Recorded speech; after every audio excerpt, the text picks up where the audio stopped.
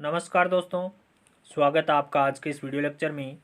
हमारी साइंस से संबंधित टॉपिक वाइज टेस्ट सीरीज चल रही थी, जिसका अगला वीडियो है। और इस वीडियो में आवर्त सारणी से संबंधित कुछ महत्वपूर्ण प्रश्नों की बातचीत करते हैं। देखते हैं आज की वीडियो का पहला प्रश्न। प्रश्न संख्या 61। 60 तक के प्रश्न अपलोड कर दिए हैं, तो साइंस एकेडमी के यूट्यूब चैनल पर आप प्ले लिस्ट को ओपन कीजिए, वहाँ पर सारे वीडियो मिल जाएंगे। देखिए आज का पहला प्रश्न। निम्नलिखित में से निम्नलिखित तत्वों के समूह में उनके सबसे बाह्यतम कक्ष में क्रमशः 4, 5 और 6 इलेक्ट्रॉन होते हैं, वह तत्व कौन सा है? तो देखिए सिलिकॉन ऑप्शन 4 यहाँ पर करेक्ट आंसर हो जाएगा। सिलिकॉन के बाह्यतम कोश में 4 इलेक्ट्रॉन होते हैं, नाइट्रोजन के 5 और सल्फर के 6 इलेक्ट्रॉन होते हैं। तो ऑप्शन 4 है वो यहाँ पर सही हो जाएगा। प्रश्न संख्या 62 देखिए। वर्ग 3 आवर्त 6 में लेंथेनम के साथ स्थित तत्वों को क्या कहा जाता है? वर्ग 3 और आवर्त 6 में जो लेंथेनम के साथ स्थित तत्व है उनको क्या कहते हैं? तो ऑप्शन 4 है वो यहाँ पर करेक्ट हो जाएगा, लेंथेनॉइड कहा जाता है। प्रश्न संख्या 63 की बात करते हैं। प्रश्न संख्या 63 देखिए। निम्नलिखित में से कौन सा आवर्त सारणी का हिस्सा नहीं बनता? आवर्त सारणी का हिस्सा कौन सा नहीं है? तो आवर्त सारणी में हेलोजन है, लेंथेनॉइड है, एक्टिनॉइड है। कैंसर जनक है वो आवर्त सारणी में नहीं है। ऑप्शन 2 यहाँ पर सही आंसर हो जाएगा। प्रश्न संख्या 64 देखिए। आधुनिक आवर्त सारणी के किस समूह में पूर्ण संयोजी कोष और रासायनिक रूप से निष्क्रिय तत्व होते हैं? आधुनिक आवर्त सारणी के किस समूह में पूर्ण संयोजी कोष और रासायनिक रूप से निष्क्रिय तत्व होते हैं? तो जो 18वें वर्ग के तत्व हैं वो निष्क्रिय गैस से होती है, या इनको अक्रिय गैस से भी कहा जाता है। प्रश्न संख्या 65 देखिए। आधुनिक आवर्त सारणी के पहले व दूसरे समूह को क्या कहते हैं? आधुनिक आवर्त सारणी का जो प्रथम और दूसरा समूह है उसको क्या कहा जाता है? तो एस ब्लॉक के तत्व कहा जाता है। आधुनिक आवर्त सारणी का जो पहला और दूसरा समूह है उसको क्या कहते हैं? एस ब्लॉक के तत्व कहा जाता है। प्रश्न संख्या 66 देखिए। आधुनिक आवर्त सारणी में बाईं ओर स्थित एकमात्र अधातु कौन सी है? आधुनिक आवर्त सारणी में बाईं ओर उपस्थित एकमात्र अधातु है वो कौन सी है? तो हाइड्रोजन है। ऑप्शन 1 यहाँ पर सही हो जाएगा कि आधुनिक आवर्त सारणी में बाईं ओर उपस्थित एकमात्र अधातु है वो है हाइड्रोजन। प्रश्न संख्या 67 देखिए। आधुनिक आवर्त सारणी में डैश उप धातुएं हैं। तो आधुनिक आवर्त सारणी में कितनी उप धातु है? तो ऑप्शन 3 यहाँ पर करेक्ट आंसर हो जाएगा कि 7 उप धातुएं। आधुनिक आवर्त सारणी में कितनी उप धातु है? तो 7 है। प्रश्न संख्या 68 देखिए। निम्नलिखित में से किस तत्व का इलेक्ट्रॉनिक विन्यास 283 है? कौन सा तत्व है जिसका इलेक्ट्रॉनिक विन्यास 283 है? तो ऑप्शन 1 यहाँ पर राइट रहेगा। एल्यूमिनियम का इलेक्ट्रॉनिक विन्यास है वो 283 है। तो इसका परमाणु क्रमांक कितना होता है? 13 होता है। एल्यूमिनियम का परमाणु क्रमांक 13 है, इसका इलेक्ट्रॉनिक विन्यास 283 होता है। प्रश्न संख्या 69 देखिए। आधुनिक आवर्त सारणी के पहले और 7वें दोनों समूहों में निम्नलिखित में से कौन सा गुण परमाणु क्रमांक में वृद्धि के साथ बढ़ता है? तो ऑप्शन 2 यहाँ पर राइट हो जाएगा, पानी के साथ क्रियाशीलता। आधुनिक आवर्त सारणी के पहले और 7वें दोनों समूहों में निम्नलिखित में से कौन सा गुण है जो परमाणु क्रमांक में वृद्धि के साथ साथ बढ़ता है? तो परमाणु क्रमांक की वृद्धि के साथ साथ पानी के साथ इनकी क्रियाशीलता है वो बढ़ती है। कौन से? आवर्त सारणी के पहले और 7वें समूह के तत्वों की। प्रश्न संख्या 70 की बात करते हैं। किसी तत्व की परमाणु में उपस्थित इलेक्ट्रॉनों की संख्या इसके डैश बराबर होती है। तो किसी तत्व के परमाणु में उपस्थित इलेक्ट्रॉन की संख्या है वो परमाणु या तत्व की परमाणु क्रमांक के बराबर होती है। किसके बराबर होती है? तत्व के परमाणु क्रमांक के बराबर उसमें उपस्थित इलेक्ट्रॉन की संख्या होती है। प्रश्न संख्या 71 की बात करें तो तत्व में सबसे कम आयनीकरण ऊर्जा है। तत्व में कौन सा तत्व है जिसमें सबसे कम आयनीकरण ऊर्जा है? तो ऑप्शन 4 यहाँ पर राइट रहेगा, फ्रेंशियम। फ्रेंशियम में सबसे कम आयनीकरण ऊर्जा है। प्रश्न संख्या 72 देखिए, आधुनिक आवर्त सारणी में किस आवर्त में 32 तत्व है? आधुनिक आवर्त सारणी का कौन सा आवर्त है जिसमें 32 तत्व है? तो आवर्त 6 है। जो 6 नंबर का आवर्त है उसमें टोटल तत्वों की संख्या कितनी है? 32 है। प्रश्न संख्या 73 देखिए, यह आवर्त सारणी के 16वें समूह में संबंधित तत्व है जिसका उपयोग वल्कनाइड रबड़ के निर्माण में किया जाता है। ये खंड नहीं है, रबड़ के निर्माण में किया जाता है। यह तत्व गर्म एवं सांद्र अचनोत्तरी के साथ अभिक्रिया करके सल्फ्यूरिक अम्ल बनाता है। यह तत्व कौन सा है? तो ऑप्शन 1 यहाँ पर राइट रहेगा, सल्फर। आवर्त सारणी के 16वें समूह का तत्व है सल्फर, जिसका उपयोग वल्कनाइज्ड रबड़ के निर्माण में किया जाता है। और यह तत्व यानी सल्फर जो तत्व है वो गर्म और सांद्र अचनोत्तरी के साथ अभिक्रिया करके सल्फ्यूरिक एसिड का निर्माण करता है। प्रश्न संख्या 74 देखिए, डी ब्लॉक के तत्वों को इस नाम से भी जाना जाता है। तो डी ब्लॉक के तत्वों को किस नाम से जानते हैं? तो ऑप्शन 4 यहाँ पर राइट रहेगा, संक्रमण तत्वों के नाम से जाना जाता है। डी ब्लॉक के तत्वों को संक्रमण तत्व भी कहा जाता है। प्रश्न संख्या 75 की बात करें, प्रकृति में एक मुक्त तत्व के रूप में कभी नहीं पाया जाता है। डेस प्रकृति में यानी कौन सा तत्व है जो प्रकृति में मुक्त तत्व के रूप में कभी भी नहीं पाया जाता है? तो ऑप्शन 1 यहाँ पर राइट रहेगा, कैल्शियम। कैल्शियम को प्रकृति में मुक्त तत्व के रूप में कभी भी नहीं पाया जाता है।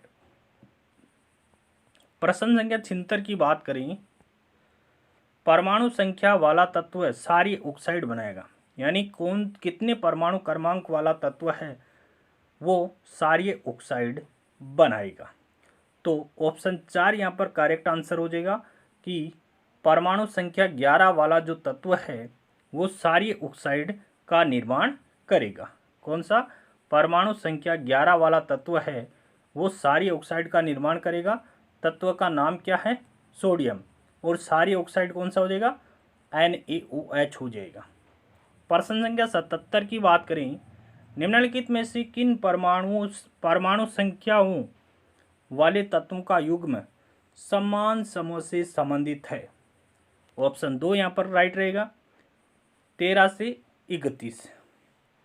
13 और 31 वाले जो तत्व है वो युग्म है वो समान समूह से संबंधित है। निम्न में से किन परमाणु संख्या वाले तत्वों का युग्म है वो समान समूह से संबंधित है? तो समूह 13 और 31 आ जाएगा। प्रश्न संख्या 78 की बात करते हैं, मेंडलीव आवर्त सारणी में न खोजे गए तत्वों के लिए अंतराल छोड़ा गया था। निम्न में से कौन से तत्व को बाद में आवर्त सारणी में एक स्थान प्राप्त हुआ है? कौन सा है? तो वो तत्व आपके गैलियम। कौन सा तत्व है? गैलियम है। प्रश्न संख्या 79 देखिए, 283 इलेक्ट्रॉनिक विन्यास वाला तत्व आधुनिक आवर्त सारणी में कहाँ पाया जाता है? 283 तो 13 परमाणु क्रमांक किसका है और वो कहाँ पर पाया जाता है?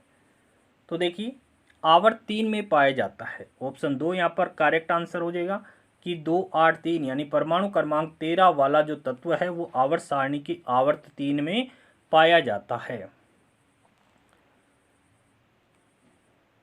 प्रश्न संख्या 80 देखिए, डैश में तत्व नाभिक के स्थायित्व की आवर्तिका का गुण प्रदर्शित नहीं करते हैं।